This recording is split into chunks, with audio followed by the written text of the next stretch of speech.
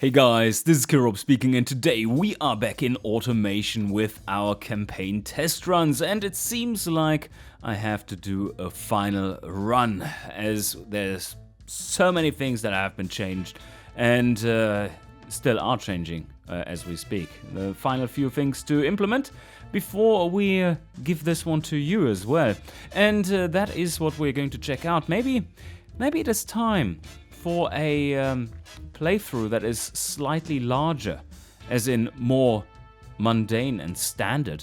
How about we start with a setup that is more tailored to your average player, or supposedly is more tailored to your average player, with a medium factory setup to start with. And let's see how it goes, and I shall walk you through some of the changes that we have been doing as well. No, not continue game. It's wrong-footed already. So new game it is, and let's choose the easiest of the countries, and from there on, not casual difficulty. let's try something different. I want to test the general setup, not necessarily the general difficulty. So starting money, maybe we have way too much starting money there. Let's take a look at the advanced settings instead. And have we this one? Is this one implemented already? Yeah, it is. Okay.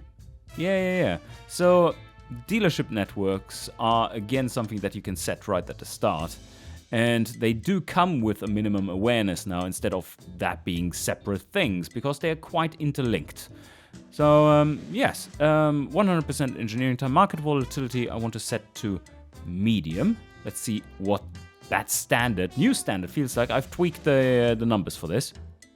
Large plot, medium factory, sounds good to me. We're going to play at 100% competition to really see how good they are now. And we don't really need the tech. 400 million might be a little much, but we take it. But coming back to the dealership networks, I think I've set it up now. Well, no, I haven't. Because this is supposed to be... Why is it... Oh. Okay, well, I found the first bug. Alright, well, there we go.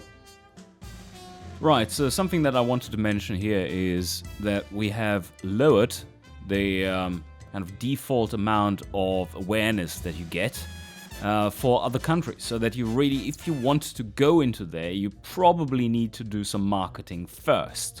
And I think that will play a little better. It's very easy to gain a foothold in other countries at the moment. Basically, you don't have to do anything and just start selling. Maybe we can reduce this even more, maybe to like 0.5% or less. But the starting regions should always have at least something there. And I think 6% is quite a lot. I tried a run with, what was it, dealership levels at maximum, level 5, and then no awareness, and that gets you 8% by default. And that allowed me to sell, I think it was for a standard car, like 6,500 cars per month. So pretty big. So 8% is a lot. But this went up to 30% before in the settings, and that's just a little too much.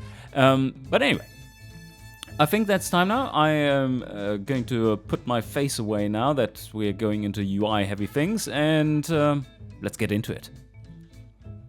Welcome to the light campaign V4.1. Well, it's not quite true, is it? So what are we going to build? I think we can just aim for something rather mundane and a little upmarket, so family premium. And yeah, let's test AI generation and then go over it and just see what they made. Oh, that's looking pretty solid. Normalized desirability 126. That's very high. 2.8 meter four-door sedan. Good choice.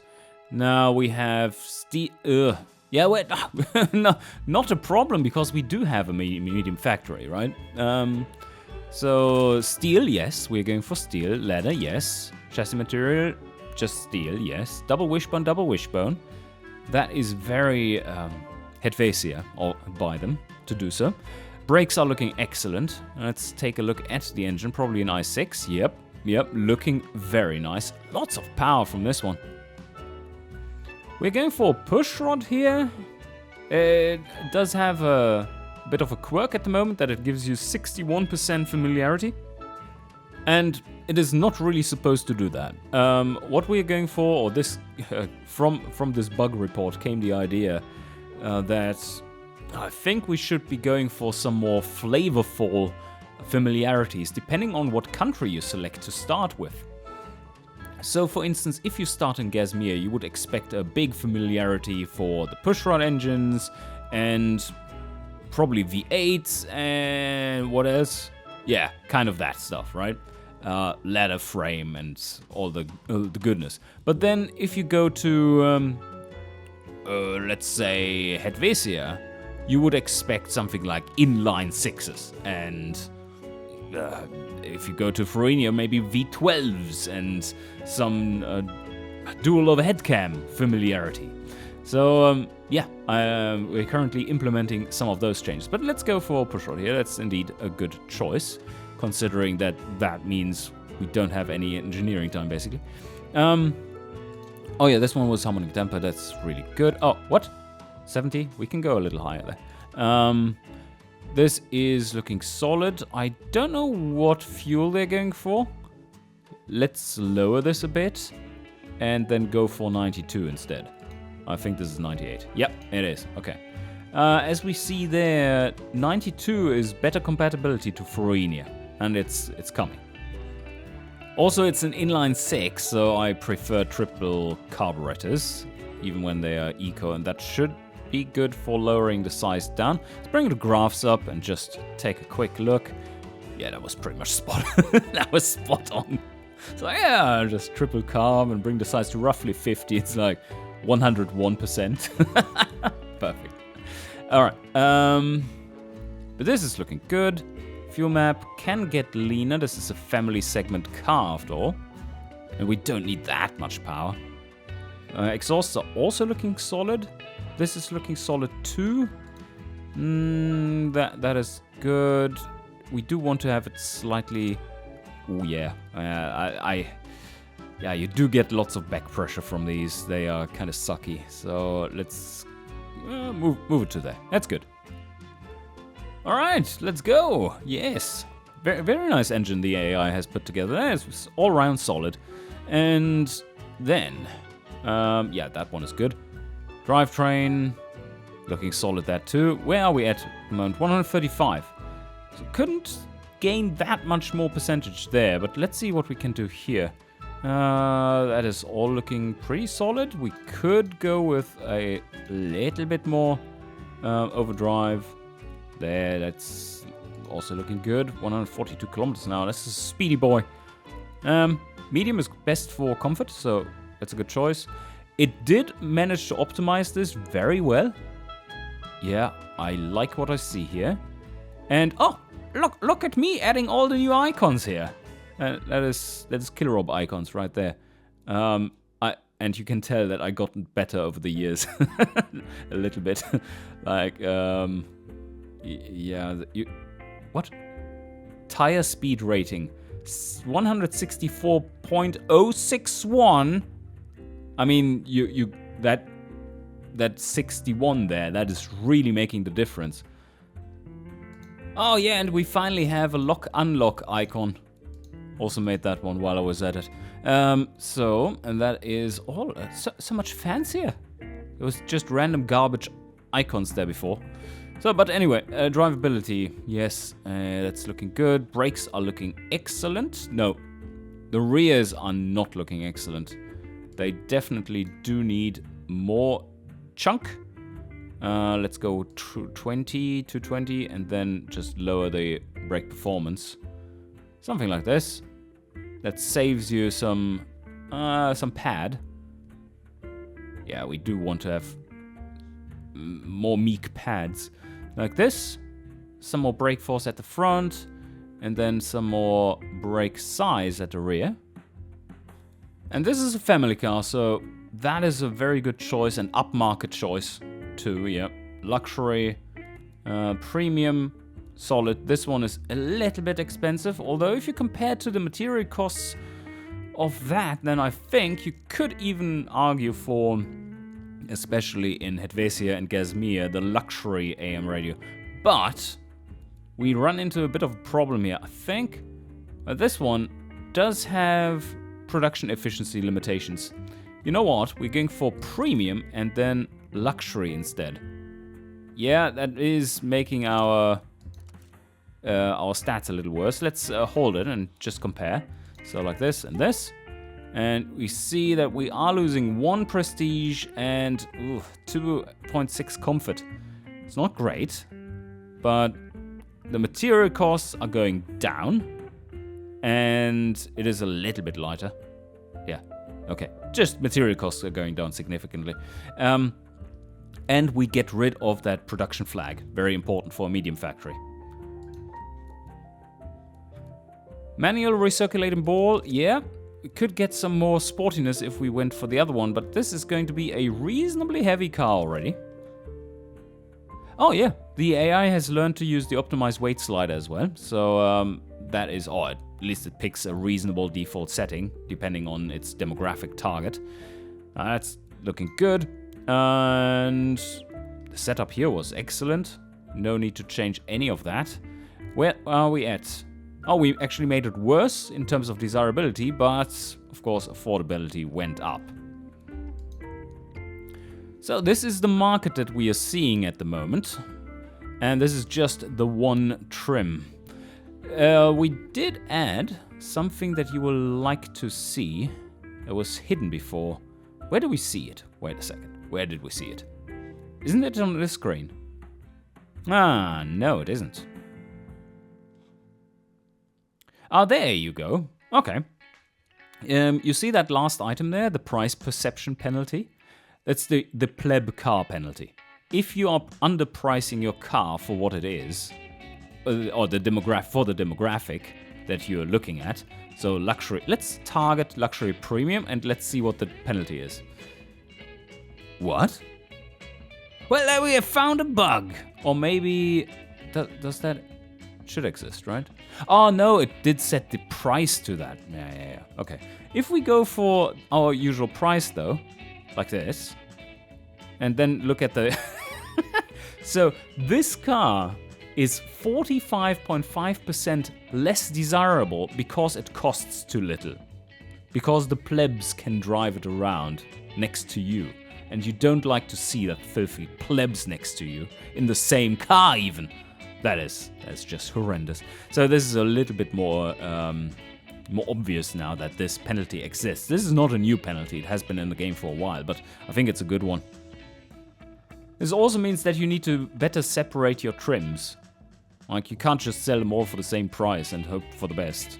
It's like, yeah, but they can afford it, right? Yeah, but they don't want it. They don't want to buy that pleb car that everyone has. Alright, AI, I'm proud of you. That was a good build. So now let's go forward and make another trim. And what we're going to aim for here is 3 different ones. Or we could go for 4 because it's a medium factory. It's not too bad.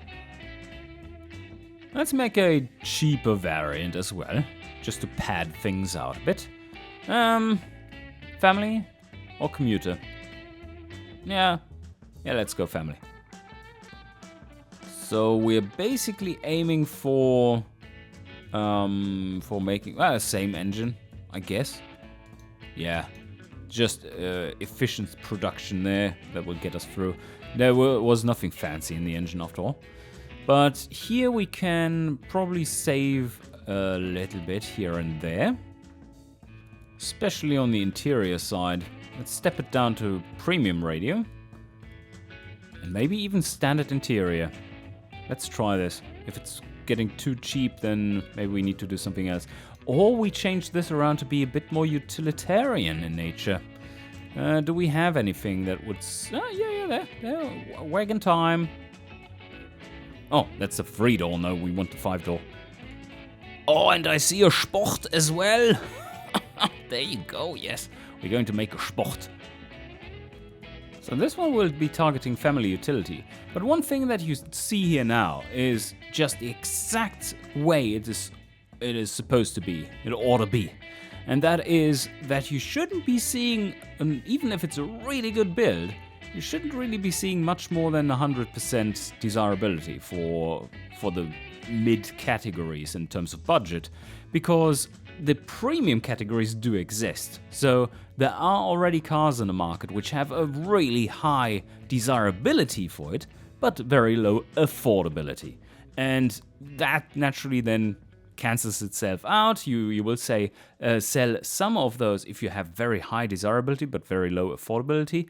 You will cut off that little piece of the high end of the curve and basically get those sales for you. But if you are sitting in the chunk of it with high affordability and decent desirability in that segment for that price, those buyers will go to you.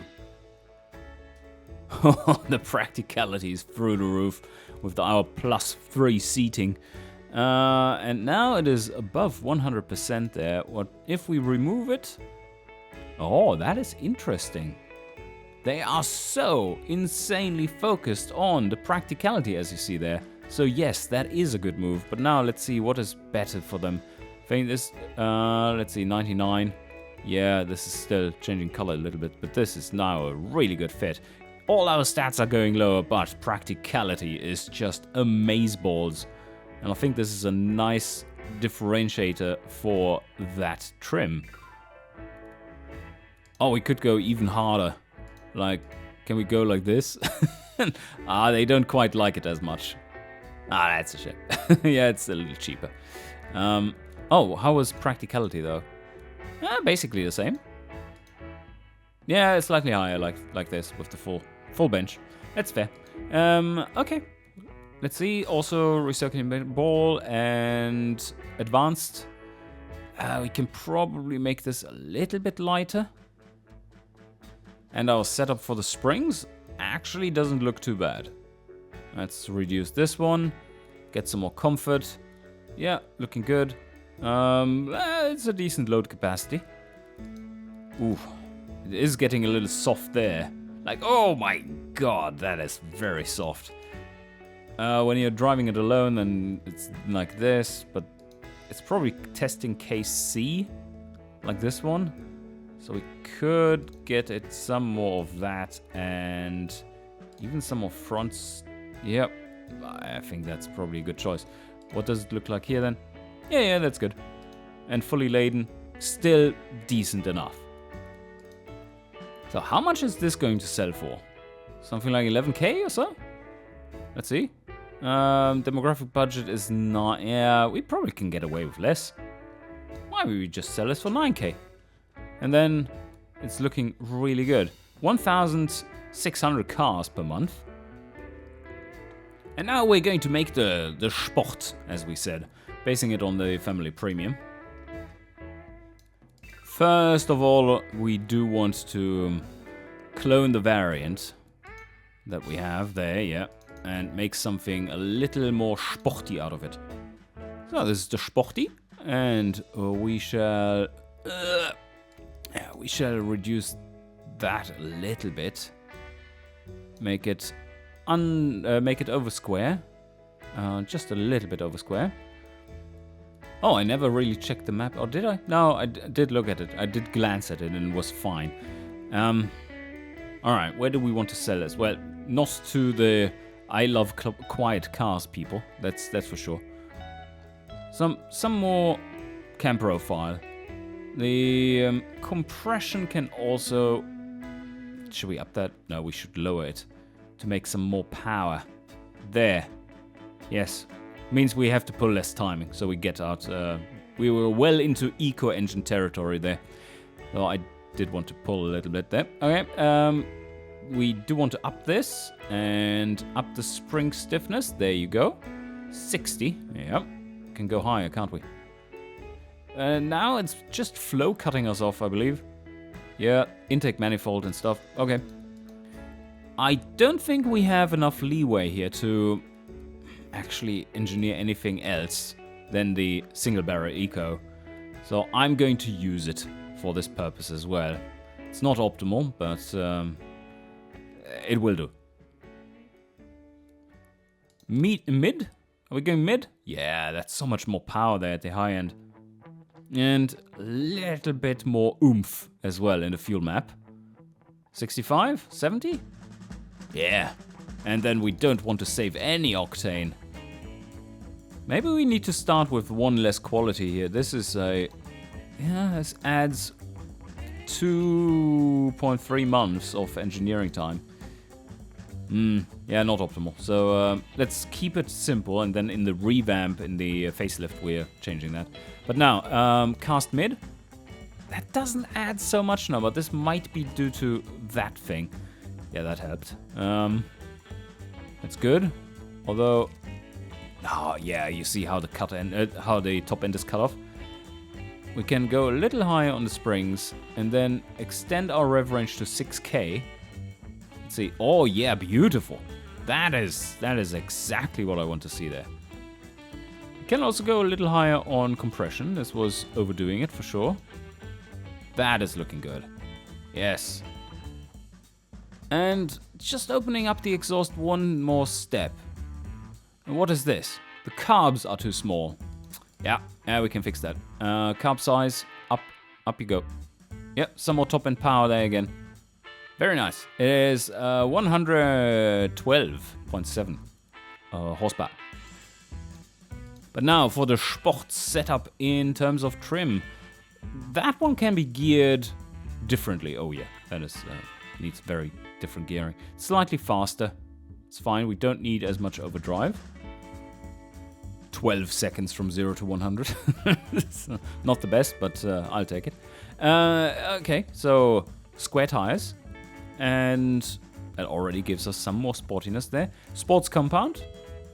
Difference there. Pretty good. Oh, wait a second. Yeah, that moves us up the curve. That's good. Okay, so more grip. Do we actually want that, though? I mean, it's not really a sports car, is it? We're going to make it one, though. That is the wrong body. We need to have the sporty body. Where's the sporty body? There, that one. Yes. Oh, Family Premium doesn't like it anymore. I wonder why. Ooh. Price perception, 20% penalty from the GT Premium. Don't even know what price we're trying to sell it at yet, but we shall see.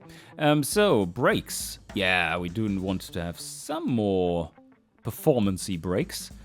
Let's go up with the size there, down with the force, just to eliminate the... there, sportiness. There starts the sportiness fade. Low sportiness is the problem with this sports car. I can see where the problem lies, yes. So, that is looking good, though. We are continuing on, and I would love to add some quality here that makes the car so much faster. Test track. No, where do we see the stats for that? Could go for gearing? Yeah, here. Okay. Quality. There. That's a lot of fast.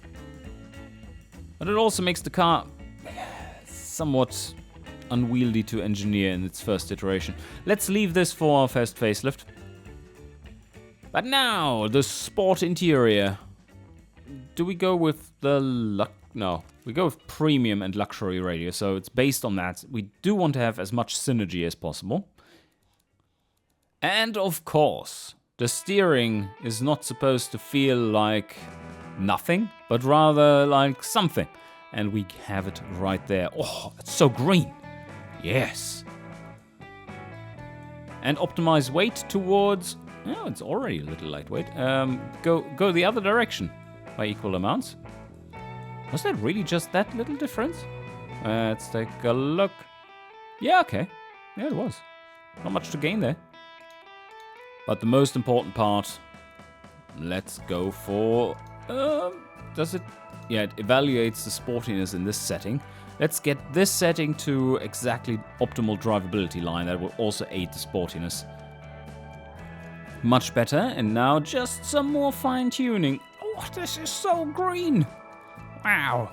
What a sports car. Whew, let's get it close. Close to critical. Ooh, it is very critical at some speeds. Yes. Maybe not optimal. Can we throw that? How much does it require to not be that? Oh, come on. Are you kidding me? Alright, that's not really feasible then. Do we want to... It's probably... Yeah, it's probably the sway bar. There. Okay. Yep. Yeah, it goes down there. It's 50... Yeah.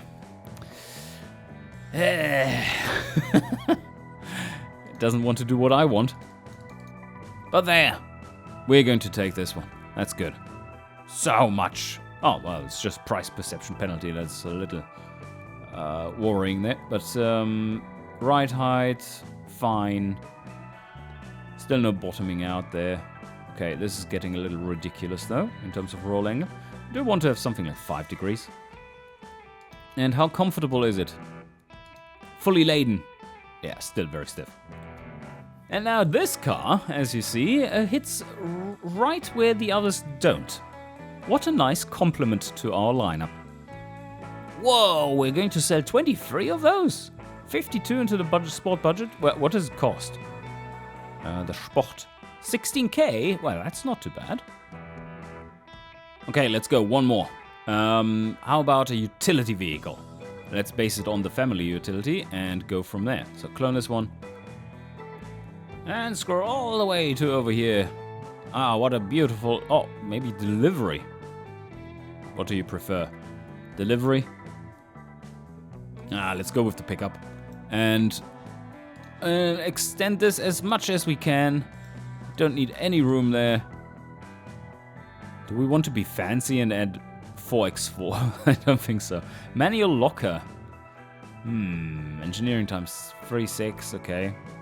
Can we afford that? Wow, what a difference that makes. Look at this. Normalized desirability there. And now, boom! I wonder why that is. That is because off-road is so much higher. Okay, off-road is so much higher? They don't care about off-road so much, do they? 5%. There must be other things that are benefiting, though. Ah, yes. We are going to put on all-terrain tires. Now we're talking. Off-road utility and utility now. Optimize weight to nothing. And definitely recirculating ball for that. And now, setup. Should we go with... utility?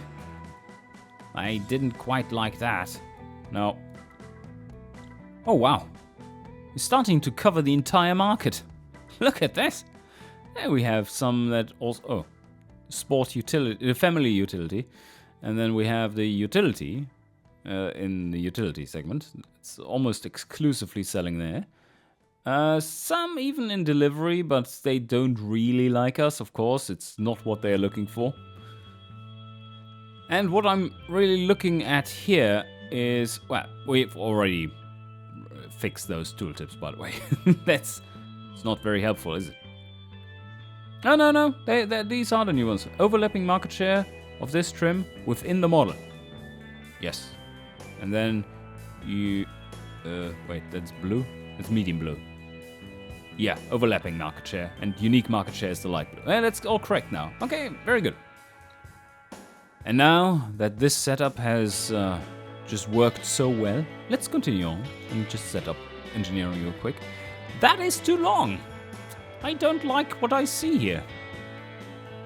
We do want to test the familiarity gain, though. That has been changed massively, and this is how much familiarity you gain, like 100%. That will give you roughly 14% familiarity right after engineering is done. I think 13.9% or something. So much more than was the case before. So this will play a lot better, I believe. So familiarity will matter now. And if you set them to work, you only gain half of it. If you go to learning, you gain 50% more.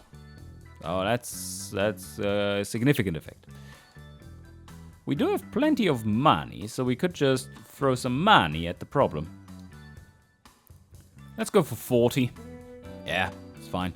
Do have a medium factory, so tooling actually matters. Like the automation optimization there. But yeah, this is probably going to be a little cheaper to engineer in terms of time. Oh yes, a lot. So this is where we're going to gain our reliability score and where we can learn a lot. Setting that to 40 months as well. And now we set up our medium engine factory. Fancy, fancy. That's something that I'm not used to having at the start of the campaign. Yeah, that's all good. We're producing both of those. Oh yeah, let's check out what we can do here. Helvetia, of course, is some of the best quality workers that you have in the world. I just tweaked some numbers there as well. They're not implemented yet, but there is going to be a rebalance of tax rates and worker skills and labor costs to make them a little bit more in line with what you would expect. So Helvetia is going to be the highest tax country, but also the country with the by far highest wages, because they need it, because they need to give half of it to the government anyway. And not quite that much, but let's see. So corporate tax rate there, 35%. And Gazmir is a little bit more middling, still higher end. I don't quite remember what I said at that, but I think 75% worker quality and 80% pay or something. But yes, let's see how far we can push this. 75, and do we want to make them a little better? Yeah, that's good. Average total cost of an engine, rather expensive. 2,000, but it's a big engine. So both engines are set up. Standard numbers, basically. Now the car factory. Let's see how much we are going to produce here. So, it does say we are going to make about 1,800 cars per month. Let's try to go a little bigger. We do have the steel presses. That's going... Ow! Ow! Ow! Ow! That's so expensive, but we do have 400 million in the bank, so I guess that's fine. Yeah, I'm going to go with this. Yeah, alright, but do I want to invest in any of the others? No, probably not. Oh, beautiful production efficiency coming from this medium factory. Let's put the max shifts at 2, target shifts at 1.5, and worker quality. Same thing there. Let's go up a little on that slider and then reduce back down to 4 with this one. Ugh. Okay. Yeah, that kind of sucks. But decent profit margins. And look how cheap they are in production. Labor cost plus material cost. Very good. Then, of course, plus the engine. So another 2k on top of that. But that means we are roughly at those... For the higher up builds, we are roughly at the 8k, 8.5k mark. That means massive profit margins there for premium things. Car factory setup. And now, oh, forecaster. Forecaster magic. Look at it, it's working. And yeah, it's a little embarrassing that it took us so long to make it work. Oh, wait a second. Why is there still no question mark here? I did write descriptions, didn't I? I think I did, just recently. Alright, I need to note that down. And now, let's go into pricing and just get it right. We do want to sell this one for something like 15k. And look at that! We now have a calculate forecast button. So I can just change all of them and then click calculate forecast and we'll do all at once. Family utility, I think we go for 10k there. Oh, that's such a little margin though. Do we have to go higher? Yeah, I do want to have my 20%. Yep, 10k for the utility. It's still pricey, but it's better. The Sport. What does the Sport have to offer? Okay, they say 18k is the average there. Let's put it to 16. Yeah, it's actually cheaper than a family to produce, so... But has some more cost attached to it because it's a separate engine. So indirect cost. Oh, let's go for 16. 70% margin. That is what we're talking about. So this stuff is looking like it's still going to be pretty good overall. Slightly decaying, as you'd expect. Mostly going to produce the premium, they say, and the family utility. That is to be expected. That sounds reasonable. Our profits are looking rather steady. And we do need to set up the marketing as well. So now, calculate the forecast with these numbers. And boom! Aha! Now there we go. It's going up and down. Required. Ah, yeah. The estimate cuts off for your limitations, where you've set your limits. And why does it go down there so much? Is it the economy, stupid? I don't know. The only problem that we're going to have is that engine factory staff. It's going to be a little on the low side to start off with for 2 months, roughly. And I'm happy with what we've set up. It's looking reasonable. Let's go ahead and sign this one off. How much is it going to cost? That is almost 300 million. So the starting capital here of 400 million seems alright for a medium factory. It gives less experienced players some leeway to do some slightly off-balance choices. And if you don't take out a loan, it only costs you 250 million. Beautiful. So let's do that. And always, as always, right-click this button, save as, before sign-off. Like this. Hit enter. And you have your manual save right there in case you want something horribly breaks or you've forgotten something. You want to go back without having to pay the price. Do that. And now we're going to sign off the projects. Have that going there, and there it is, beautiful as they come. And with that, I think we end today's episode, and I'm going to pick up here next time around and set up all the other things that are required, and then we're going to progress and then look at what the facelift has to offer and how our sales are going. Hope you enjoyed, and see you guys next time.